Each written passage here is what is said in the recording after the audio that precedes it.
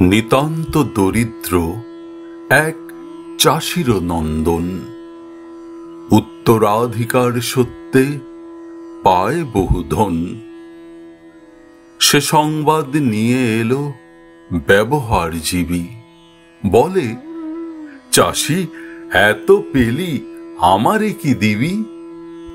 চাষি বলে অর্ধভাগ দিব সুনিশ্চয়, গণনায় অর্ধ অংশে লক্ষ মুদ্রা হয়। সবে বলে কি দলিল, কেন দিতে যাস? চাষি বলে কথা দিয়ে ফেলিয়াছি, ব্যাস।